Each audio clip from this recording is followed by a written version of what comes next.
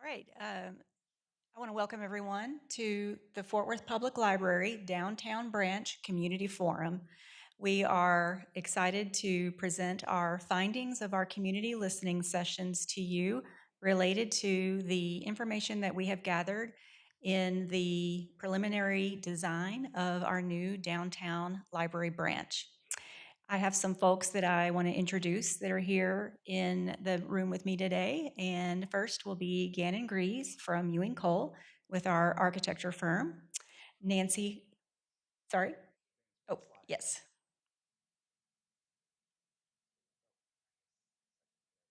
There we go. We have Mia Okvina here from 720 Design, our consulting architecture. We have Estrus Tucker and Kathy Holt from DEI Consultants who have led the efforts to lead our community listening sessions and gather the information that you will see tonight. And I will now turn it over to Gannon to tell us a little bit about the history of this project and where we stand.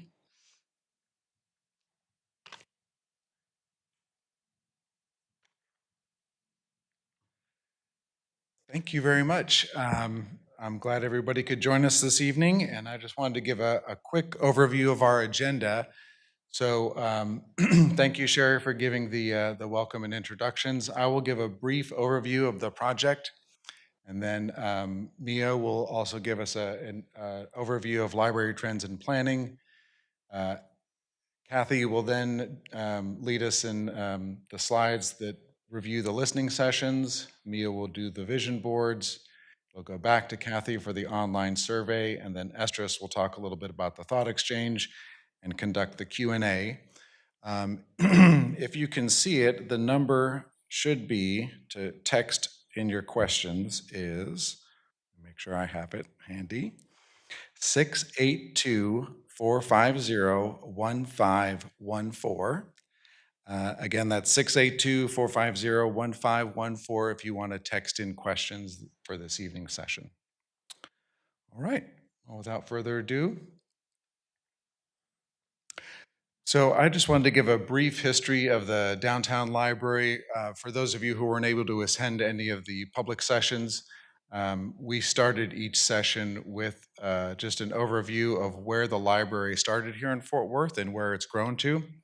So the Library Foundation was originally founded in 1892, and they received a grant from Andrew Carnegie to build the first library in 1899 at a downtown location, and that opened to the public in 1901. What's significant about that is that this library was seen as a cultural institution. It was a hub for learning, so it included the arts, the sciences, literature, any form of education for the public. That space was quickly outgrown and replaced in 1939 with a larger central library, and that library also housed spaces for the display of art. It had auditoria for lectures, and of course, a robust collection of library books. That was then again replaced in 1978 with a larger central library on 3rd Street, which was then expanded in the 90s and then closed in 2023 when the city had the option to purchase the building that we are going to use for the new downtown library.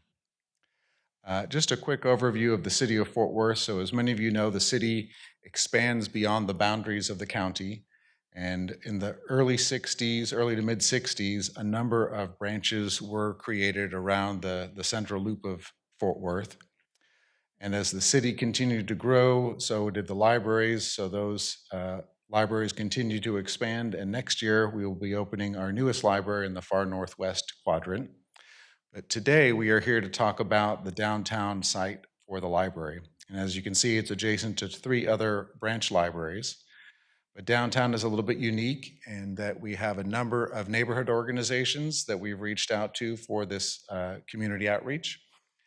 And the downtown area in particular is interesting because it draws from a number of different other community facilities. So you can see here, we're adjacent to the Fort Worth City Hall that we're in today. There's recreational things like Sundance Square. Visitors come into the convention center. A number of higher education institutions like TCC, UTA, and A&M. Then, of course, the campus of Tarrant County facilities. A A little bit about the building that the city purchased in 2024. This building was originally constructed as an Elks Club Lodge in 1928, and its intended purpose was for meetings, recreational activities, and hotel rooms on levels 3 through 5. In 1953, the YWCA purchased the building, and they were the stewards of the building for many years and were responsible for getting it listed on the National Register of Historic Places, a state registration as a Texas Historic Landmark, a recorded Texas Historic Landmark, and as a city of Fort Worth Historic and Cultural Landmark. In 1999, the North Addition was added to the building, and that provided a stair and elevator tower to give access to all levels of the building. And in 2024 is when the city purchased that building. Now I'll turn it over to me to talk a little bit about library programming.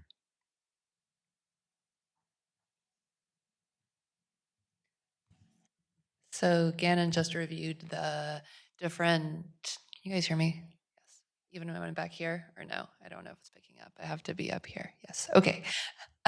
So Gannon talked about the history and context of the library. I'm here to talk about different possibilities for the future in terms of thinking about the library. Let me. So the big thing as we kind of presented this to the community was talking about really thinking about the future of, I can't see the screen, hold on, sorry. Okay, so thinking about the future of the library and understanding that libraries today are not the libraries that we grew up with. They're not the libraries that are just warehouses of books and everyone is hushed and and does not have that community experience. Libraries have evolved into a number of different services that are provided to the community and that resonate with communities. So especially since the pandemic, the library is a connector, a place to gather and meet your neighbors, your community members, your friends, your family, and just spend time with them. The library is a place for that. The library has also evolved beyond books into a multi-dimensional learning space. So a hub where you can make, you can create, you can learn all sorts of different ways of absorbing information. The library has also evolved into a cultural center, so taking on some of the arts roles that are not met by other services in the city. Whether that is, this is an example in Cedar Hill, they have a museum, a local history museum that spans all the way back to dinosaurs. That's partnered with the library. So it could be something like that, or it could be just community art space and gallery space that the library makes available to use by the community. The library also functions as uh, I said we've moved past just books, but the library is still very much a place for knowledge and a place for discovery and for learning, especially for young children, but for all ages. A vast variety of resources and all sorts of information is available at the library. At the same time, the library is one of the last remaining third places that is truly free and accessible to all. As some of you may know, a third place is really that place between work and home that you can spend time at and feel comfortable in. And again, the library is one of the last bastions of that. That really has a no barriers accessible aspect to it. Lastly, the creativity and imagination is such a big part of modern libraries. With early literacy, like pedagogy and thinking about how children develop, we've really learned that creating creative environments when places where imaginative play can happen is actually fundamental to early learning. And so having all sorts of learning and creative, interactive kind of elements that hit all ages, that are both high tech and low tech is really important in terms of creating a really great space that serves everyone in the community. I've just shown you a bunch of really modern images, so I wanted to walk that back a little bit because obviously the building we're talking about is very historic. So this slide here just shows a bunch of different library spaces that are similar. They're very modern spaces, but they have a lot of the same functions that we just talked about. So just as context.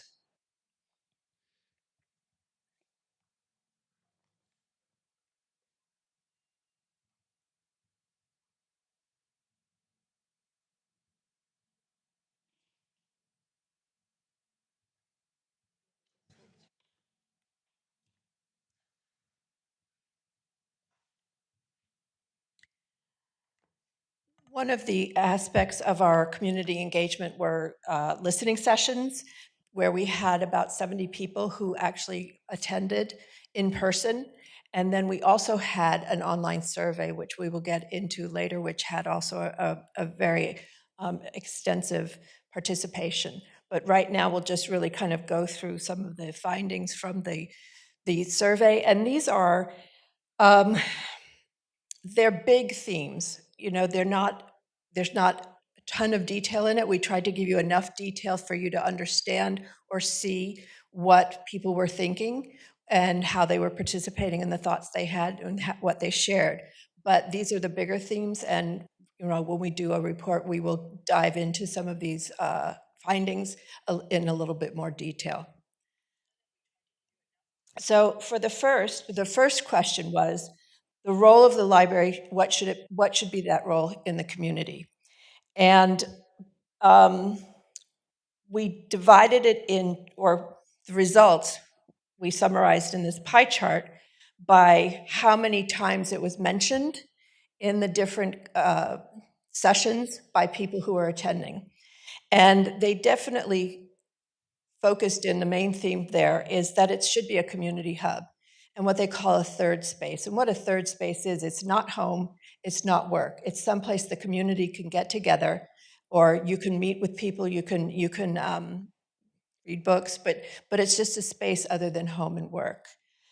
They wanted it to be welcoming, inclusive, safe, and part of that conversation was that since it attracts people from all different areas of the Fort Worth and different backgrounds, that there should be a set of behavior norms that are talked about and that everybody knows, so that as they're using the space, they all use the space from a similar point of perspective. Books, discovery, as Mia was saying, reading, that is a key element of the library. People still felt that was a key element of a library, but they also wanted it to reflect the culture and the history of Fort Worth, so that those identities were also included in whatever space that was created. And lastly, for that particular question, that it's accessible and affordable and green. People really talked a lot about having it green and green spaces as we move forward in everything here in the city. But the accessibility, especially for populations that have particular limitations or even accessibility in transportation, that be part of the design. For the second question, programs or events that you would attend. Once again, as Mia had pointed out, a lot of the primary theme for this particular question was art, music, and culture. And that they wanted spaces where those things, art could be displayed, especially for community artists, but also places where they could participate in musical entertainment or learning. There was even some points of view that said, you know, it might even have practice spaces for like pianos for the public, because there aren't those things here in the city right now. They wanted hands-on learning, so they wanted it to be kinetic and interactive. They also wanted youth opportunities in the space and education. And a lot of times the words that came up with education was intergenerational, so that it wasn't just focused on any one particular age group, but that it was available for all. And another thing that came up quite often was, was life skills, health skills, you know, how to use AI, how to use the computer, health skills, you know, how to apply for a job, you know, those kinds of opportunities to be available at the library. And the other were things that just had like maybe one or two different comments, but we did include it so it couldn't be 100%, but also we would get into more detail in that with the report. For the third question, the topics and skills you'd like to learn, and I think you'll see that there's a lot of overlap in some of the answers to these questions. So once again, people wanted that what would bring them to the library was the ability to learn everyday life and practical skills.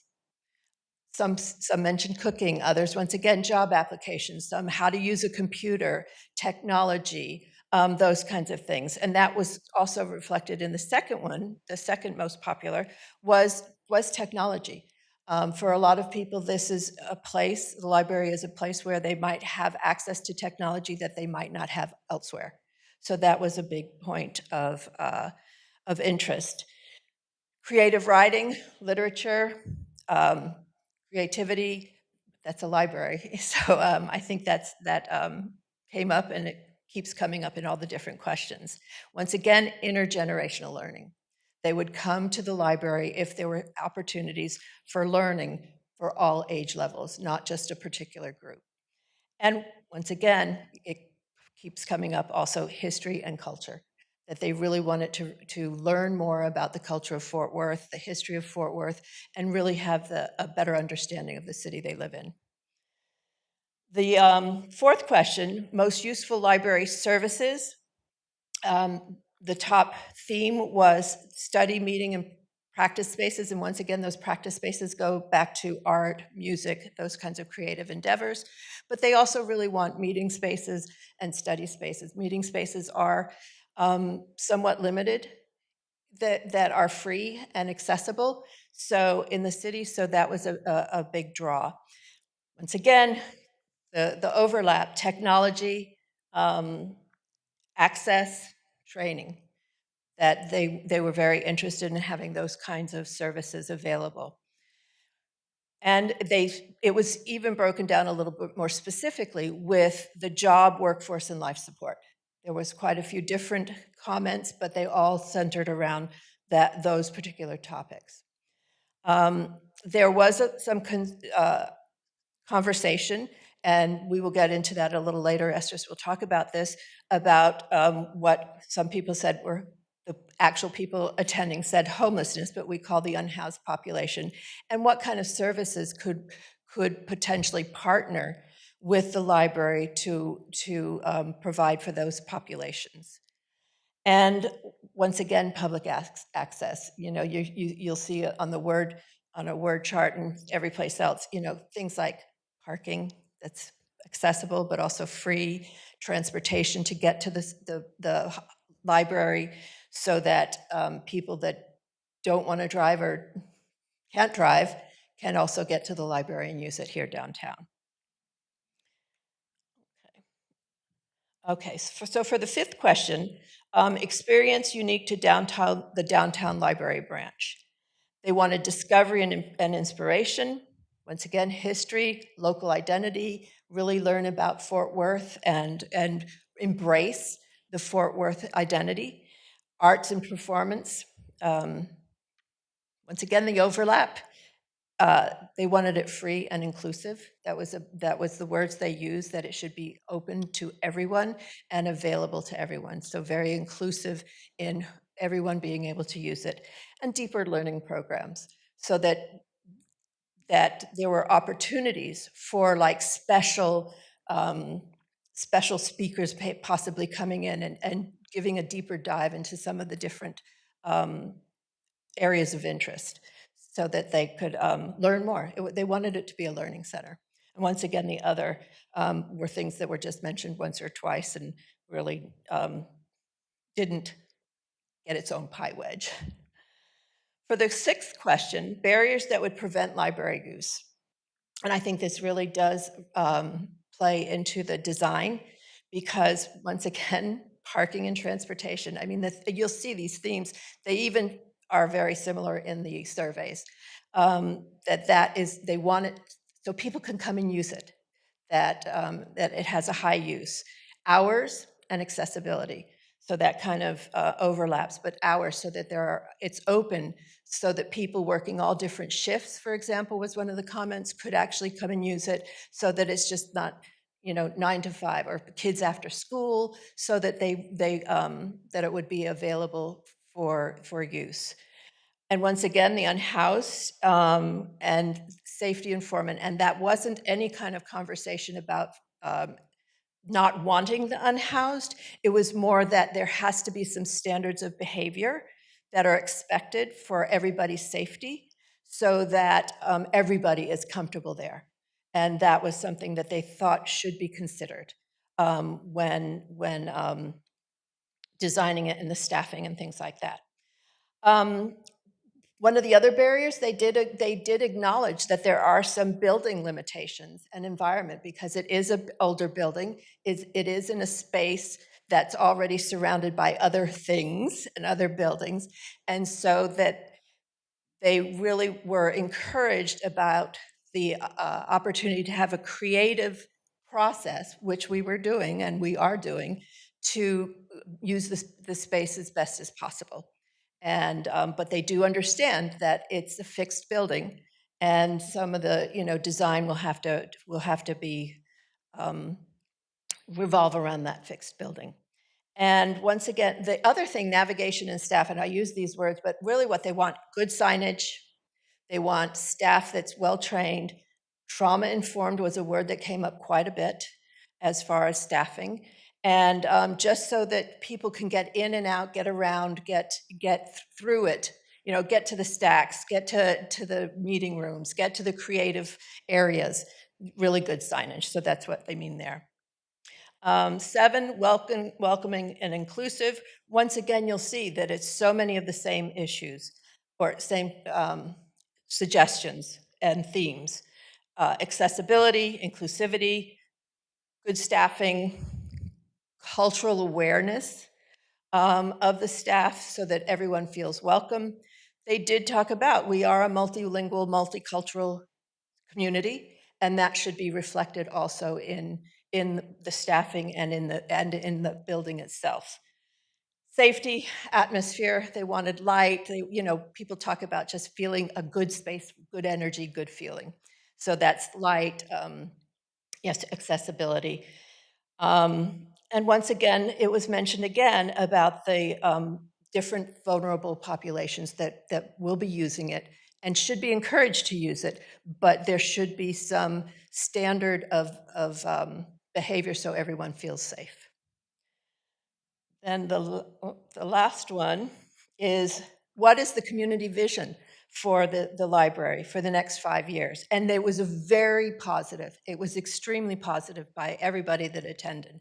They want it to be vibrant. They want it to have a high usage. They want people there. They want people to use it and feel like it's a community hub, a community connector. So that is one of the things that came out consistently. And they want it to be a cultural landmark. I mean, I think the building is already a landmark, and they wanted to maintain that historical perspective as much as possible within the new design, and because they wanted it to be a point of pride. Sustainability and longevity, that was something that came up fairly often in the conversations about, let's plan this so that it's not just for today, but that can sustain through the future. And so that, thinking both for now, but also for a longer term. They, as most Fort Worth people think of innovation, they want innovation in the design and in the experiences that are actually taking place within the library system, because they do also, as Mia pointed out, they see it as a place of the future. They just don't see it as a library for now. And once again, the safe, inclusive, and accessible. So as you see, there's themes that keep going through every single one of these questions. And I think that's helpful because it does show us what is top of mind of the community. So, and next, thank you. Next is Mia.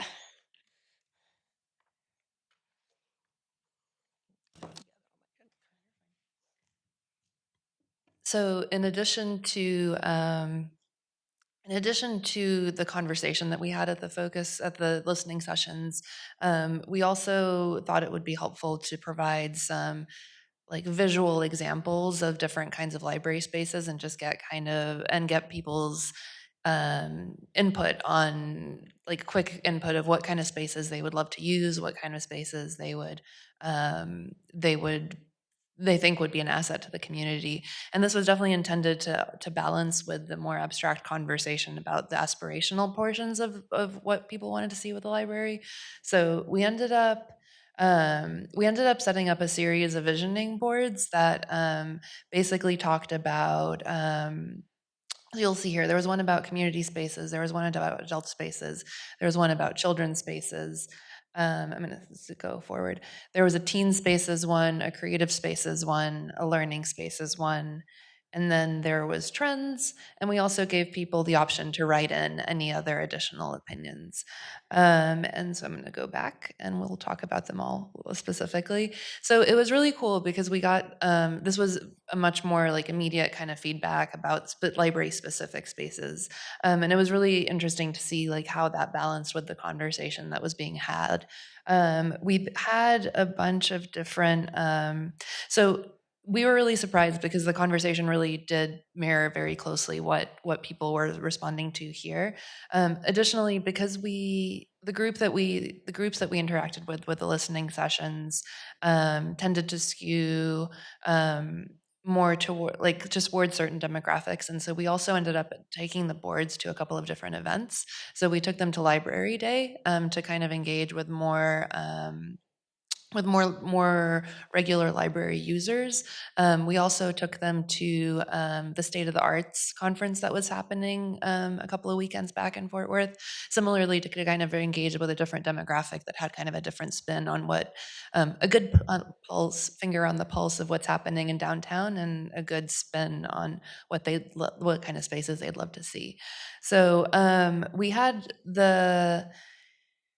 as far as the most important things that people voted repeatedly for, we had a handful of children's spaces, and that was really reflected with the Library Day families as well. Just having like a really, like we talked about having, or like I talked about, having somewhere for imaginative play, somewhere that has that really like wow destination aspect to it. STEAM learning also came in pretty popular. And then we had, like Kathy mentioned, and this is literally just on repeat, the arts kept emerging as a common theme. So across all the groups that we polled, um, whether that was public art or an arts and craft space, maker space type spaces, a community gallery ranked really high. So that's on one of the, actually right there. So everything that was on that creative spaces slide really trended quite high. Um, and then learning spaces as well. We heard Kathy mention demonstration kitchen. And then when we go to the next slide, and then trends, we had a community gallery. We had all sorts of different options. So it was really cool to see, like again, as we keep telling you these findings, like the layering of and enforcement of these ideals of a space for families, a destination, a cultural center, local history, and then very much this like arts aspect to it. So. All right. And then this is survey insights.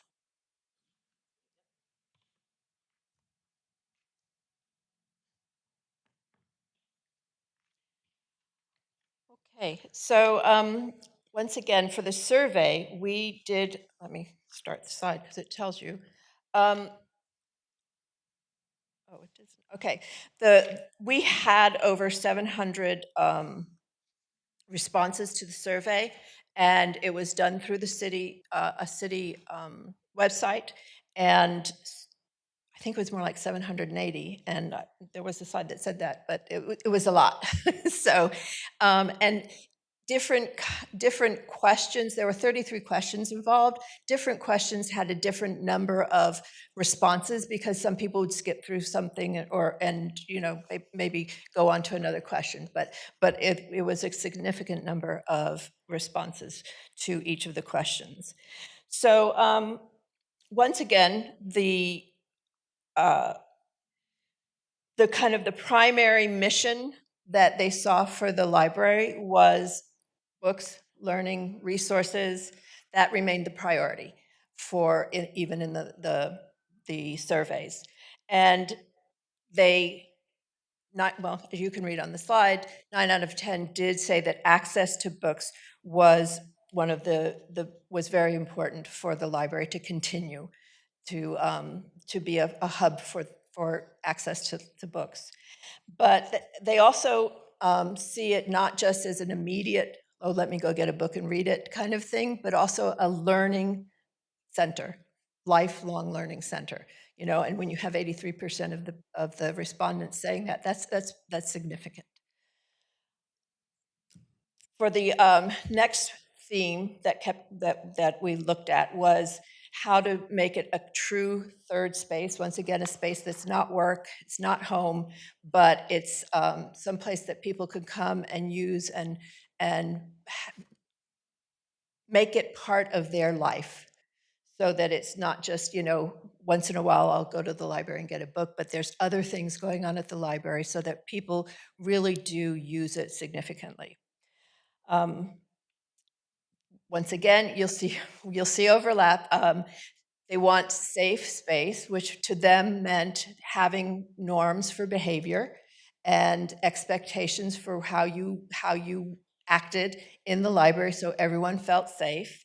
But they also wanted it to be very welcome. And once again, that got not only just into the staffing or it also got into what did it look like? What was the energy? What was the atmosphere? That was very important to them. So it wasn't some, dark cubbyhole kind of library. I don't know, when I was in college, I used to study down in the stacks, which had no windows. They don't want that, okay?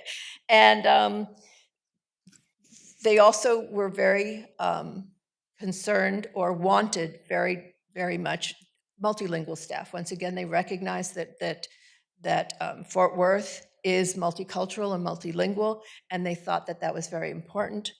But they also wanted it to have family space so that you could come with your kids and then they could go off maybe to listening to a story time while they could be doing other things. So they wanted it very, once again, intergenerational.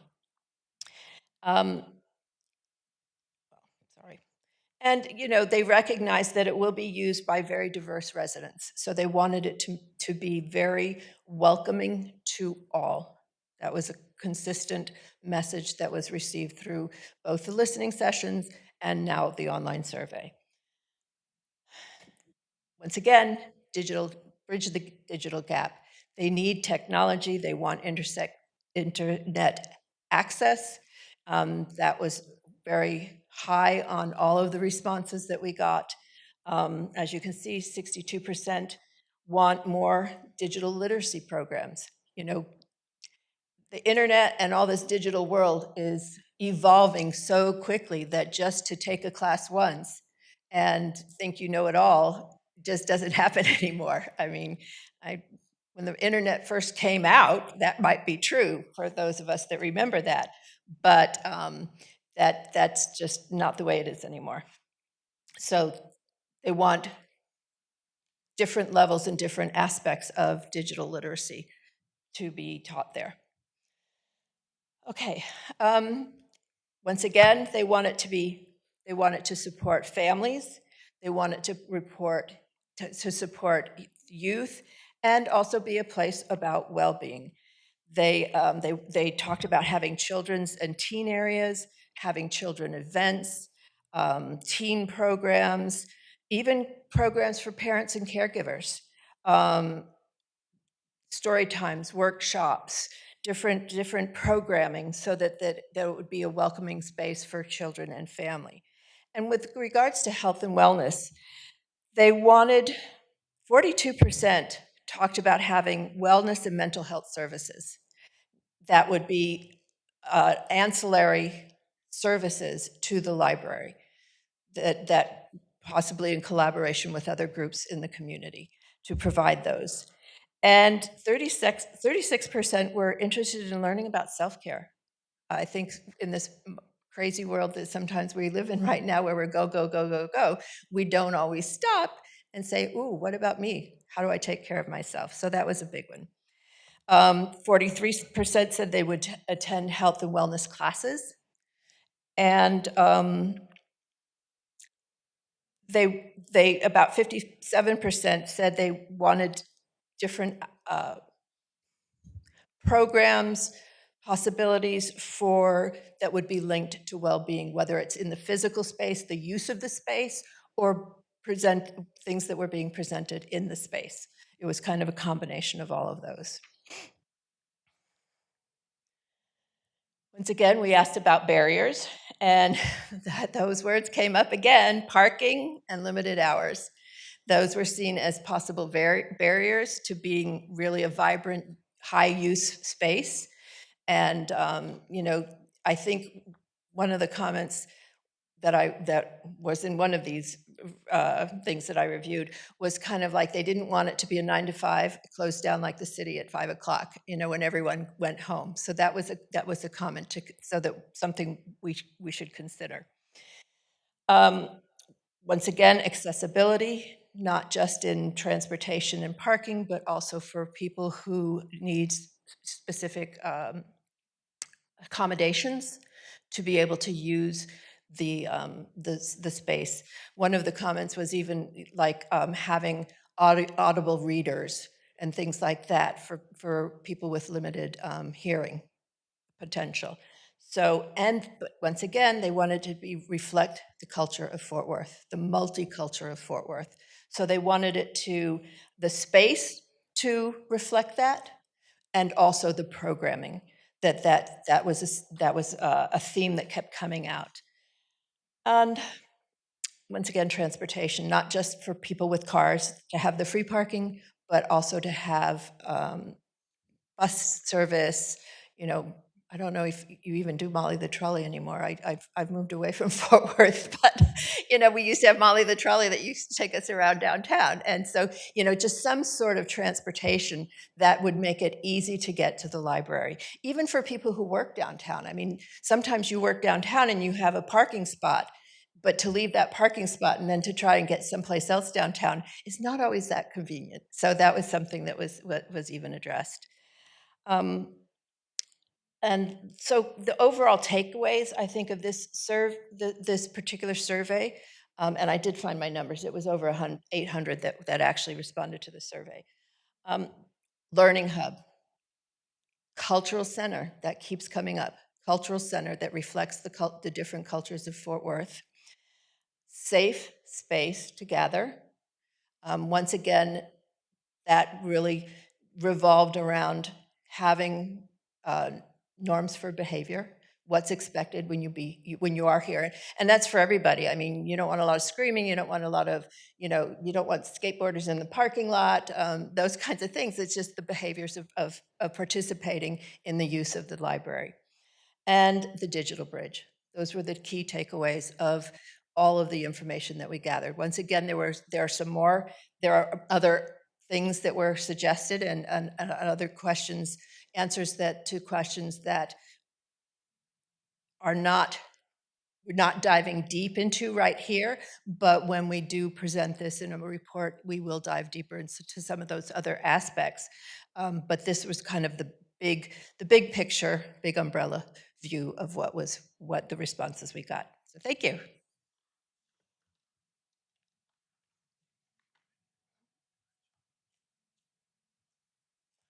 Thank you, Kathy. And as both Kathy and Mia's presentation demonstrate, that community engagement is never a one-size-fits-all. It's always about multiple activities, different times of day, different days of the week, different modalities to capture people's voice, to invite people to weigh in on what they think, how they feel, their ideas, and their questions. And so the listening sessions that Kathy gave the numbers on happened in small group conversations at round tables.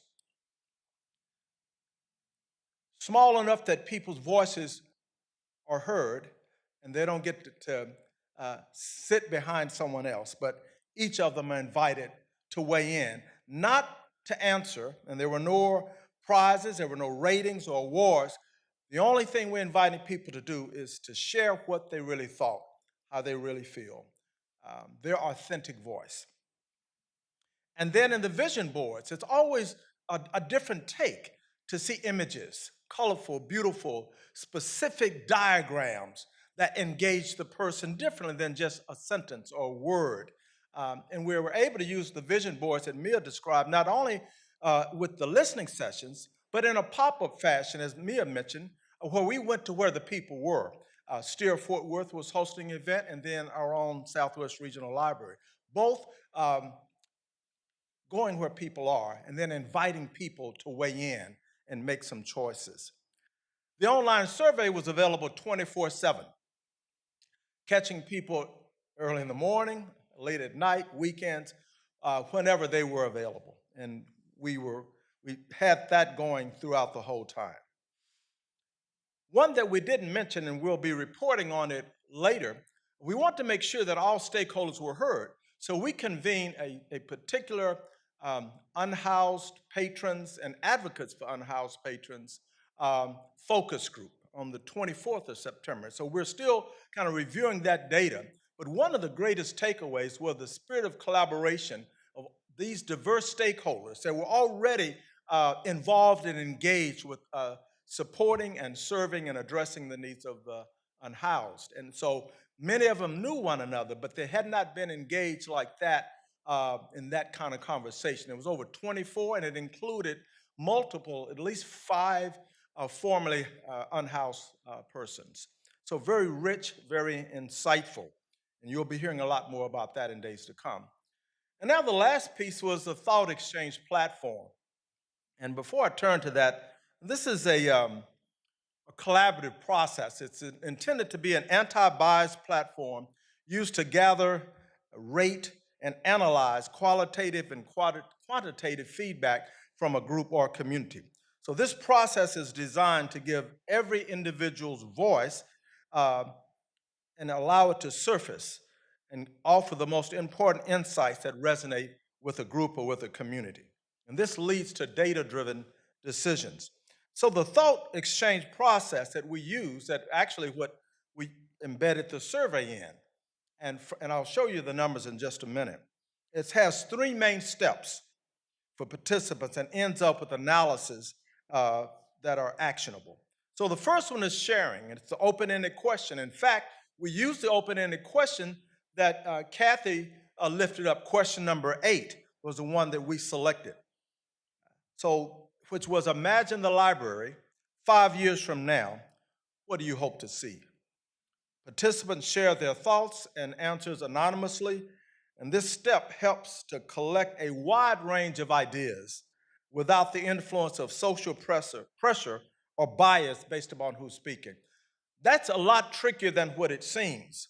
To create a provocative, generative, safe space where people can just say what they think and how they feel, and the thought exchange process allowed that to happen in a very powerful way. So sharing their responses. The second one was to rate. They were able to actually prioritize the ideas of others. And so they would rate on a scale of 1 to 5 different thoughts or different responses to that same question that other people around the city were weighing in on. And then the last one was to discover, and that was everyone was able to view their prioritized insights. Gives a kind of a dashboard powered by AI that provided an instant analysis of the data. So let me just go to that. All right. How many of you have heard of Thought Exchange? And for those in the audience, I see hands. For those online, I guess I won't be able to know if you've heard of that. I know that a number of school districts around the country and other city governments use Thought Exchange as a participant, as a public engagement process. So let me just go over this, and I'll read to you what one of the kind of the summation of all of these thoughts. So there was about 821 participants. These were those who did the survey that Kathy lifted up. And of those, 561 weighed in on the thought exchange question a little deeper. There were 14,000 ratings, over 14,000 ratings, meaning those 561 that offered some particular thoughts. But you look at the 821 participants were able to rate the thoughts on that question of how you would, what you would envision the library in 5 years. And so AI kind of came up with a summary, pulling particular words and language from all of those thoughts and those enhanced by the ratings, and came up with this. And see, doesn't it connect in many ways some of the things that we've heard? There are some new things, but all very provocative. So this is the response to imagine the library 5 years from now. What do you hope to see? The responses envision a future library as a multifaceted community hub that retains its traditional role of offering books and quiet spaces for study while expanding to include modern resources and programs. There's a strong emphasis on accessibility, ensuring the library is centrally located, incorporating modern technology, and maintaining an inclusive, safe environment. The library is also expected to house arts and cultural activities, provide educational programming across ages, and act as a reliable source of information. Architectural preservation, vibrant community engagement, and diverse programming are also highlighted as priorities to enrich the community experience. You can see this, so they laid out some themes, and they're somewhat close, but you'll see some new things. You'll see some things you've heard. One of the first kind of takeaways that natural light, hadn't really heard that language in anything else, but apparently that makes a difference. I can imagine how that makes a difference in my own experience with libraries. Followed by reading promotion, which you would expect, community hub, which you have heard, diverse resources, inclusive space, quiet areas, vibrant space, children's programming, educational programs, historical preservations. So you see some of those same themes coming out. This is based upon those 14,000 ratings of the different people's responses to that question. Again, by itself, in fact, none of these data points by themselves will paint a complete picture. You need the insights and further exploration of all of these, looking for intersections, looking for emerging patterns, looking for what's not discussed, looking for where the gaps are. It takes a complete assessment to really paint the full picture. Here's another way to do it. How many are familiar with word clouds? I think many of you are. Word clouds really do paint a particular picture. So what's the first thing that pops up when you look at that? Right in the center of it, free parking.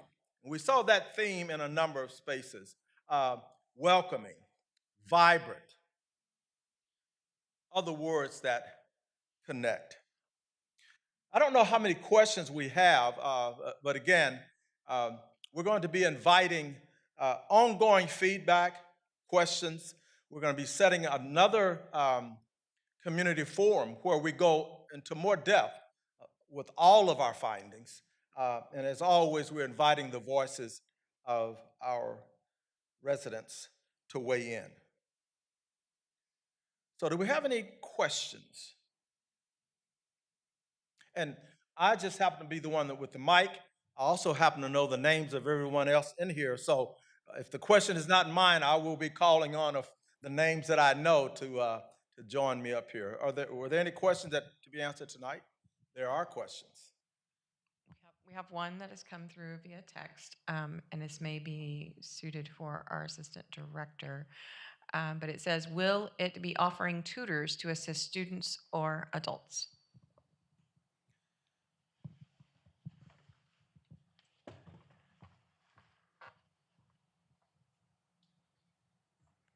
Hi, I'm Michelle Gorman, Assistant Director of Public Services. I don't have an answer yet about whether or not we'll be offering tutors.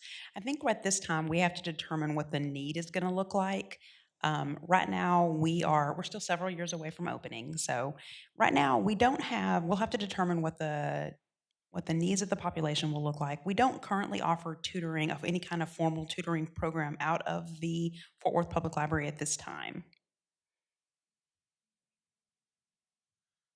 Thank you, Michelle. And certainly want to commend our library staff.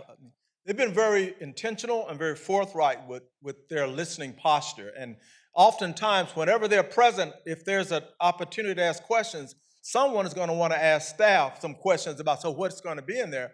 And they've been very, very clear that that's the reason for this whole community engagement activities and listening sessions. We want to hear from you. The library is in process of looking at all the data, but we need your voices, we need your ideas, we need your good questions. And then the library will present some real specific directions based upon your collective feedback. So, well, we didn't have as many questions as we expected. We can take that to mean we did a great job, or the big questions are coming. I want to invite Gannon to talk a little bit about next steps and go from there.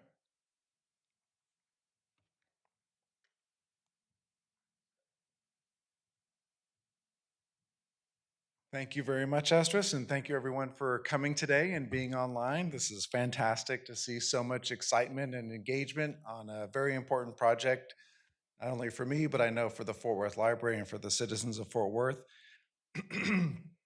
I also just want to express my gratitude for all of the spirit of collaboration that this group has had. The library staff has been very fantastic, very passionate about this project, and we're very excited about these next steps.